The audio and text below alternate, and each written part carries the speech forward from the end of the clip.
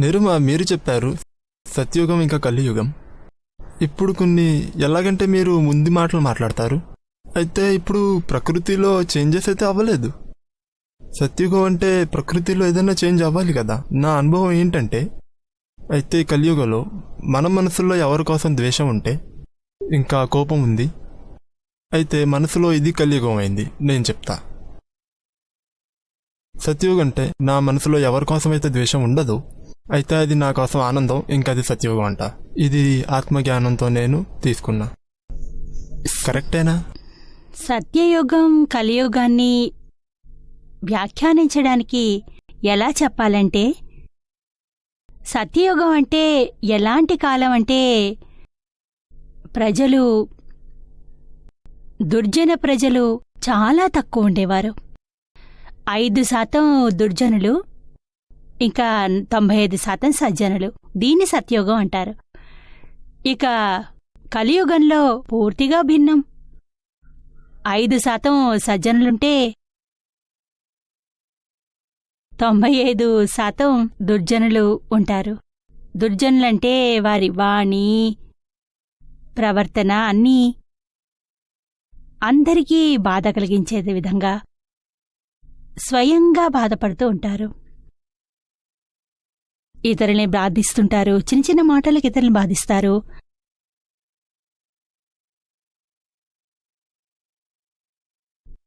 వీరి శాతం ఎక్కువ ఉంటే ఈ కాలంలో దాన్ని ఆ ప్రకారంగా సత్యయుగం కలియుగం అని డివిజన్ చేయబడింది.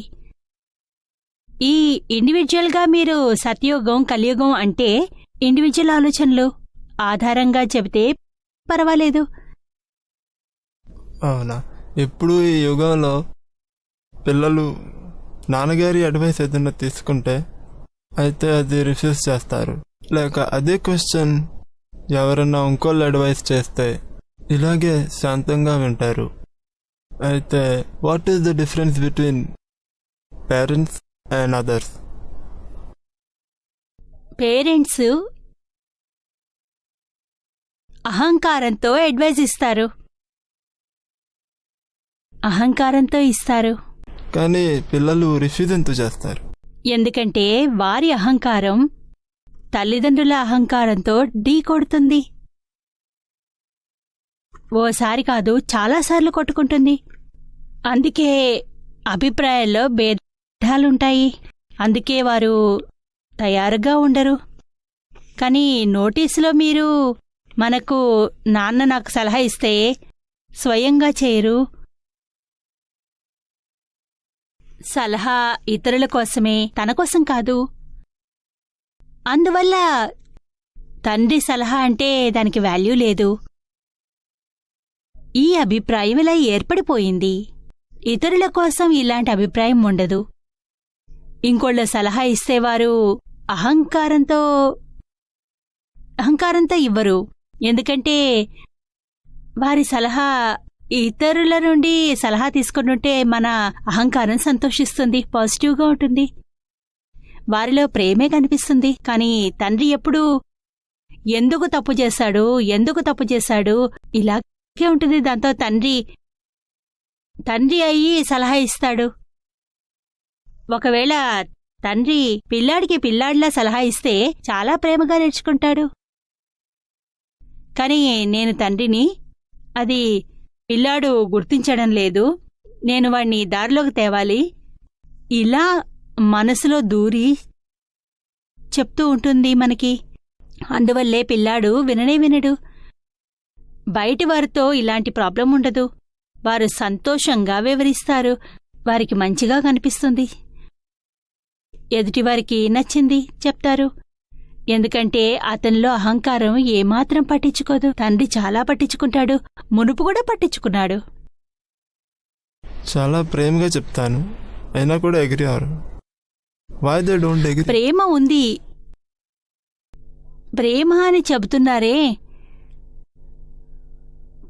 ప్రేమ మీరు ఎక్కడ చూశారు? మీలో అసలు లేదు, మీ తండ్రిలో లేదు, మీ పిల్లాడిలో లేదు, మరే ఇతరులోనూ లేదు స్వచ్ఛమైన ప్రేమ. ఇది ఆసక్తి, మోహం, అసలైన ప్రేమ దేన్నంటారంటే బదులుగా ఏదీ ఆశించదు, ఏ అపేక్ష లేనప్పుడు. ఆ ప్రేమ ఎలాంటిదంటే మిమ్మల్ని కొట్టినా కూడా ఆ ప్రేమ తరక్కుండా ఉంటుంది. కొంచెం కూడా ద్వేషం ఉండదు. అంతే ప్రేమ ఉంటుంది. ప్రేమ ఎప్పుడూ పెరగదు, తరగదు. ఎల్లప్పుడూ ఒకేలా ఉంటుంది. ఏం జరిగినా కూడా ఎక్కడుంది ఆ ప్రేమ? పిల్లలు మంచి చేస్తే మీరు సంతోషిస్తారు, వారు తప్పు చేస్తే వారిని తోసేస్తారు, తిడతారు. ఎక్కడికి పోయింది ప్రేమ? ఇవన్నీ పిల్లలు గమనిస్తారు. ఇది ప్రేమగీమ కాదు. అయితే ఏమనుకోవాలి? వేరే ఎవరైనా అడ్వైస్ ఇస్తే అది మోహం కాదా? వారికి మోహం ఉండదు. వారికి ఏమిటి సంబంధం? మోహం లేకుండా అడ్వైజ్ ఇస్తారు. మీరు ఎందుకు జెలస్ అవుతారు? మీరు ఈర్ష్యపడకండి. పైగా పాజిటివ్గా ఉండండి. ఎంత మంచి! నా అడ్వైజ్ వారిది ఒకేలా ఉంది, కానీ చెప్పడంలో తేడా ఉంది. వారి వద్ద పద్ధతి ఉంది, అందుకే పిల్లాడు స్వీకరిస్తున్నాడు, నా సలహా తీసుకోవట్లేదు.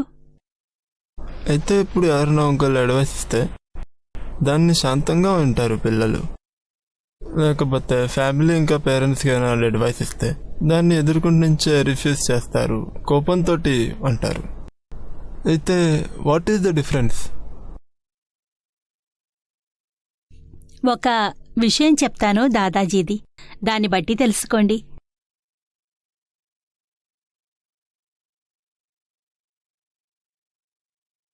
దాదాజీకి దూరపు బంధువు ఒకడున్నాడు. మేనల్లుడి కొడుకు, దూరం బంధువు. దాదాజీకి పిల్లలు లేరు కదా. దూరం బంధువు వరుసకి మేనల్లుడి కొడుకు మనవడవుతాడు. ఇంకో ఊర్లో ఉండేవాడు. అప్పుడప్పుడు వస్తూ ఉండేవాడు. 1-2 రోజులుండేవాడు, వెనక్కి వచ్చేవారు. ఇప్పుడు ఆ మేనల్లుడికి తండ్రి లేడు. చిన్నప్పటి నుండి తల్లిదండ్రులు లేరు. అతని పూర్తి బాధ్యత అతని బాబాయ్ తీసుకున్నారు. అతన్ని చదివించి, పెంచి, పెద్ద చేసి పెళ్లి చేశాడు. అన్ని డబ్బులు ఇచ్చాడు. బిజినెస్లో పెట్టుకున్నాడు.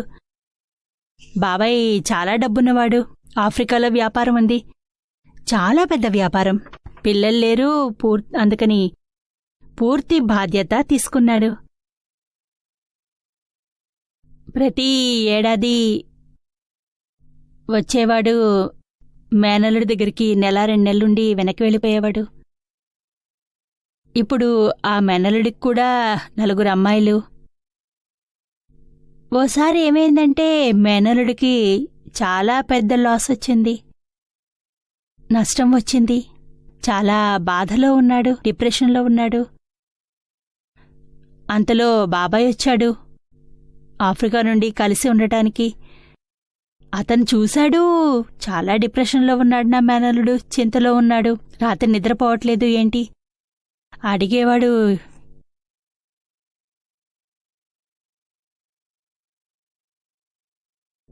అడుగుతూ ఉండేవాడు, ఏమైంది? నీ ముఖంలో బాధేమిటి? ఏదైనా ఉంటే చెప్పు. అనేవాడు, ఏమీ లేదు అని తోసిపుచ్చేసేవాడు. తర్వాత బాబాయ్ ఊరు నుండి తెలిసింది అతనికి చాలా వ్యాపారంలో నష్టం వచ్చింది, అప్పుల పాలైపోయాడు అని. అతని దగ్గర డబ్బు లేదు. కానీ మేనల్లుడు బాబాయ్కి ఒక్క మాట కూడా చెప్పలేదు డబ్బు గురించి. బాబాయ్ నిశ్చయించుకున్నాడు, ఇతనికి మొత్తం డబ్బు నుండి ఇచ్చి ముక్తిని చేస్తాను అని, ఇతని బాధ తొలగిస్తానని. నా దగ్గర డబ్బుంది, నేను సాయపడగలను అని అతనికేమో చెప్పాలి కదా. మేనల్లుడు నోటితో ఏది చెప్పేవాడు కాదు. దాంతో బాబాయ్కి ఇంకా కోపంగా ఉండేది. ఎలా రోజులు గడుస్తున్నాయో బాబాయ్కి కోపం అలా పెరిగిపోతుంది. ఇక రోజూ అడిగేవాడు, నాకు చెప్పు, ఏంటి బాధ, ఎంత నష్టము చెప్పు, మొత్తం డబ్బంతా ఇస్తాను అని. మరలా ఏమీ లేదు, అంతా బానే ఉంది అనేవాడు. డబ్బు ఆయన ఎదురివ్వడానికి సిద్ధంగా ఉన్నారు, అయినా ఈయన మనస్సు తీసుకోవడానికి లేరు. అంతలోనే దాదా ఆయన మేనల్లుడింటికి వెళ్లారు. ఉండడానికి వాళ్ళింట్లో కలవడానికి వెళ్లారు 1-2 రోజులు. మొదటి రోజు దాదా బాబాయ్తో మాట్లాడారు.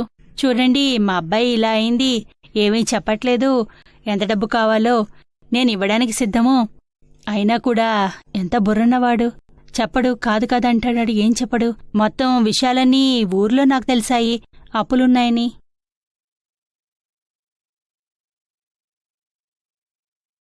మీకు వీలైతే అతనికి వివరించండి, నాకు చెప్పమనండి, ఎంత డబ్బు నేను ఇస్తాను. దాదా అన్నారు, సరే నేను అడిగి చెప్తాను.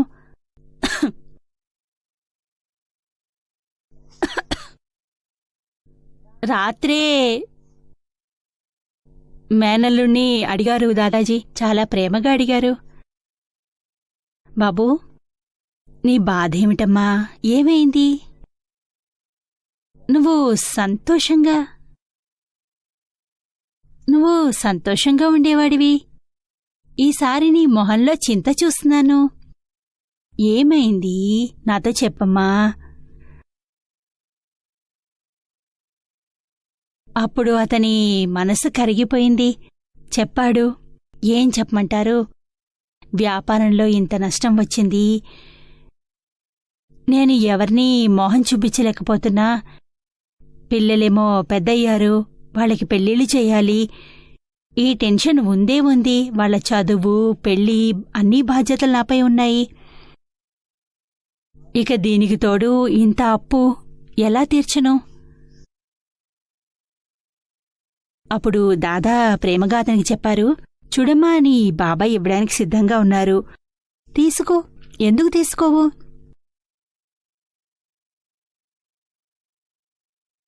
అతను చెప్పాడు, బాబాయ్ నుండి ఎలా తీసుకోను, నేనెలా తీసుకోను? అలా చేయకమ్మా, నీ జీవితం అయిపోతుంది, నీ పిల్లలేమైపోతారు, వారి భవిష్యత్తు గురించి ఆలోచించు, ప్రేమగా శాంతంగా తీసుకో.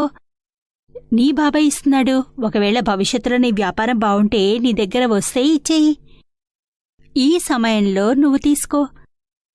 ఇక నీ బండి ఆగిపోయిందే, నడిపించు. అప్పుడు మేనలుడు ఒప్పుకున్నాడు. అతను చెప్పాడు, ఇంత డబ్బుంది, బాబాయ్ ఇస్తే తీసుకో, నేను తీసుకుంటాను. ఉదయం బాబాయ్కి చెప్పాడు నీ మేనరులు తీసుకుంటాను అని. ఇంతంత డబ్బివ్వాలి, మీకు ఇవ్వాలంటే ఇవ్వండి. తీసుకోవడానికి అతను సిద్ధంగా ఉన్నాడు. బాబాయ్ ఏమో ఆశ్చర్యపోయాడు. చెప్పారు, మీ మాట విన్నారు, నేను ఎంతసేపు పట్టింది? 5 నిమిషాలన్నాను. 5 నిమిషాల్లో ఒప్పుకున్నాడా? నేను 2 నెలల నుండి తలపట్టు కూర్చున్నాను కానీ చెప్పలేదు, మీ దగ్గర 5 నిమిషాల్లో ఒప్పుకున్నాడు. మీరు ఏం చేశారు? ఏం మాట్లాడారు అతనితో? దాదా చెప్పారు, చూడు, ఎప్పుడైనా మీరు మీ మేనలుడికి చెప్పేటప్పుడు, డబ్బు తీసుకునేటప్పుడు, అప్పు తీర్చడానికి మీ మనసులో ఉంది, నేను బాబాయిని, వీడి మేనలుడు, నేను వీడికి సాయపడాలి, ఇలా అనుకుని మీరు డబ్బు ఇవ్వాలనుకున్నారు. నేను చెప్పినప్పుడు మనవడికి ఆ సమయంలో నా మనసులో ఏముందంటే, ఇక్కడ నేను అతనికి తాతని, నేను అతనికి మనవడిని,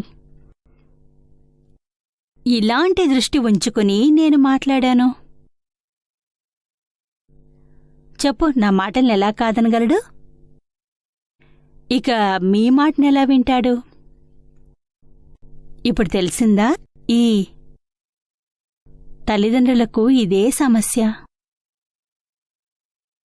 అయితే ఇలాంటి టైం ఏదైనా వస్తుందా? డైరెక్ట్ మా అడ్వైస్తో అగ్రీ అవుతాడు. తండ్రికి తెలియాలి. అహంకారాన్ని జీరో చెయ్యి. అడ్వైజ్ ఇవ్వాలన్న విషయాన్ని మర్చిపో. మీ అబ్బాయి స్వయంగా నడిచి మీ వద్దకు వచ్చినప్పుడు అడ్వైజ్ అడగనంత వరకు మీరు అతనికి ఊరికే సలహా ఇవ్వకండి.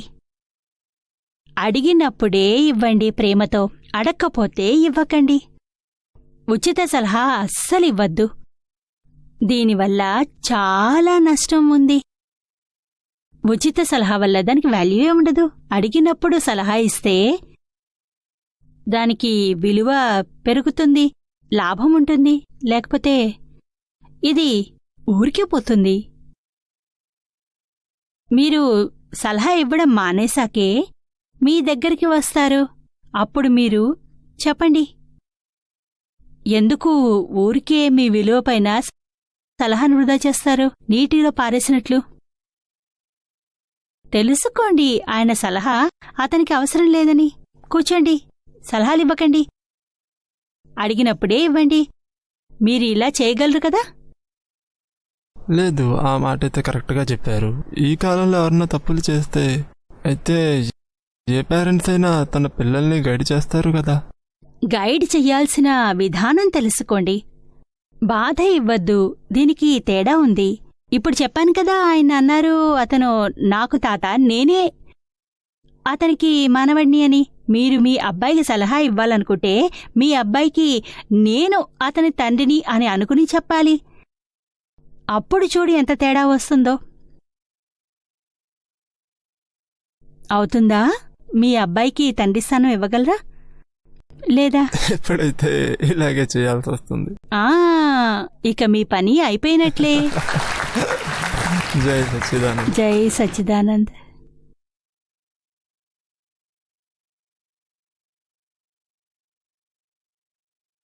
నీరుమా, మా వారు చాలా తాగుతారు. దానికోసం నేనేం చేయాలి? తాగుతాడా? తాగుతాడు చాలా. రోజు రాత్రి తాగొస్తాడు. సత్సంగి తీసుకునిరా. ఈ సత్సంగ రంగు పడితే తాగుడు పోతుంది. ఆయన రాడు కదా, అతనికి వివరించి తీసుకునిరా. రారు, సత్సంగి రానే రారు, అస్సలు రారు. మీరు అతని కోసం చాలా ప్రతిక్రమణ చెయ్యాలి. ఆయన చెప్తారో నువ్వు పో, నేను రాను అని అలా అంటారు. మరి అతనితో మీరు గొడవ పడడం, తిట్టడం లేదు. నేను అసలు గొడవ పడినా ఏమీ చెప్పద్దు అతనికి. ఏం మాట్లాడినాను. మా అత్తగారు మావగారు అందరూ తాగొద్దు అంటారు కానీ తాగి రావద్దు అని. కానీ ఆయన వినరు ఎవరి మాటానో. అలా అలవాటు పడిపోయాడు అతను. వారు మా ఇద్దరు అమ్మాయిలు, వాళ్ళకి పెళ్లి కూడా చేయాలి కదా. పెళ్లి చెయ్యాలా? ఇద్దరు అమ్మాయిలు. అవుతుంది. అమ్మాయిలు వారి పెళ్లి కొడుకుల్ని తెచ్చుకుంటారు. వారితో పాటే తెచ్చుకుంటారు. ఏమీ చేయక్కర్లేదు, చింతించాల్సిన పని లేదు. చక్కగా అవుతుంది. మరి నీ భర్త ఏమన్నా పనిచేస్తాడా? పనిచేస్తాడు, తీరుతాడు కూడా. నేను మాత్రం పిల్లల గురించి బెంగ చాలా ఉంది నాకు. బెంగ పెట్టుకోకు, శాంతంగా ఉండు. నీకు ఏముందో దాన్ని ఉంచుకో. మీ వారికి ప్రతిక్రమణ చెయ్యి. ఎదురు చూడు, ఆ టైం వస్తుంది. అతనికే అనిపిస్తుంది ఇది తప్పు అని. అప్పుడే వదులుతాడు. వదలడా? ప్రతిక్రమణ చెయ్యి. దాదా భగవాన్లా నువ్వు కూడా చెప్పు. ఇంట్లో కూర్చుని ఉండు. నేను జ్ఞానం పొందాను. లేదు, మీ వారికి చెప్పు, ఇంతైనా చెప్పు అని. టీవీ చూడమని చెప్పు. టీవీ రోజు చూస్తారు. మీ వారిని చూడమని చెప్పు. ఆయన చూడరు కదా. ఇష్టం కాదా అతనికి? లేదు. ఒక్కసారి ఆపేస్తారు కూడాను. మీరు ఇలాగే చేసి చూడండి. ఎంత చూస్తే అంత మార్పు వస్తుంది కదా. జ్ఞానం ఉంచుకో, మరి ఓర్పుంచుకో. 2 సంవత్సరాల క్రితం అహ్మదాబాద్లో సహయోగలో ఉండేవాళ్ళం మేము. తోడుగా కొడుకుండేవాడు, ఇంకా కోడలు కూడా ఉండేది, ఇంకా వాడి చిన్న కొడుకు కూడా ఉండేవాడు. ఆ టైంలో మాకు చాలా అత్తాకోడలు గొడవలు అయ్యాయి, కొన్ని ప్రాబ్లంలు కూడా అయ్యేవి. కానీ 2 సంవత్సరాల నుంచి మేము ఎప్పుడైతే సిమందర్ సిటీకి వచ్చామో అప్పటి నుంచి అన్ని ప్రాబ్లమ్స్కి అంతమైపోయినాయి. అయితే మా దగ్గర ఎంత డబ్బు అయితే ఉందో అది ఏదన్నా అయిపోయిందా లేకపోతే పెండింగ్గా ఉంటుందా? దాని గురించి మీరు ఏదన్నా కొంచెం ప్రకాశిస్తారా? అది మీరు ఎప్పుడు మళ్ళీ కలిసి ఉంటే కొన్ని రోజులు ఉంటేనే తెలుస్తుంది పెండింగ్ పూర్తయిందా అన్నది. లేదు, మేము ఆలోచిస్తామంటే కొంచెం తోడుగా ఉండాల్సిన ప్రశ్నే లేదు ఇంకా. మీరు సరిగ్గానే ఆలోచించారు, కానీ ఇది మన చేతిలో ఉన్న విషయమా? మన చేతిలో ఏముంది? ఒక్కోసారి కలిసి ఉండే అవకాశం కూడా వస్తుంది. ఎలక పిల్లి ఉంటే ఎంత వేరుగా ఉంచినా పిల్లి 2 నిమిషాలు ఎదురుపడ్డా కూడా పిల్లి దృష్టి ఎలక వైపుకు పెడుతుంది. దానికోసం ఎక్కువగా ఉండటం, కలిసి ఉండాల్సిన పని లేదు. అది 1-2 గంటల్లో బయటపడుతుంది. బయట ఫౌంటైన్లా చిందుతుంది. లేదు, ఇదివరకైతే ఎప్పుడూ ఉండదు, కానీ ఇప్పుడు అది వెళ్ళిపోయింది. కలిసి ఉండే అవకాశం వస్తే, లేక కలిసి ఉండాల్సి వచ్చినా కొద్ది గంటల కోసం చూడండి ఎలా ఉంటుంది వారి వ్యవహారం అని. అందులో వారి మధ్య గొడవ లేకుంటే, చక్కగా ఉంటే తెలుసుకోండి ఇక సరకు తగ్గింది అని, తగ్గిపోతోంది అని. ఇది అత్తాకోడళ్ల మధ్య చాలా చెడు ప్రవర్తన. మన భారతదేశంలో మొత్తం ప్రపంచ భారతదేశపు అత్తాకోడళ్లే ఎక్కడ ఉన్నా కూడా అక్కడ ఇద్దరి మధ్య గొడవ ఉంటుందే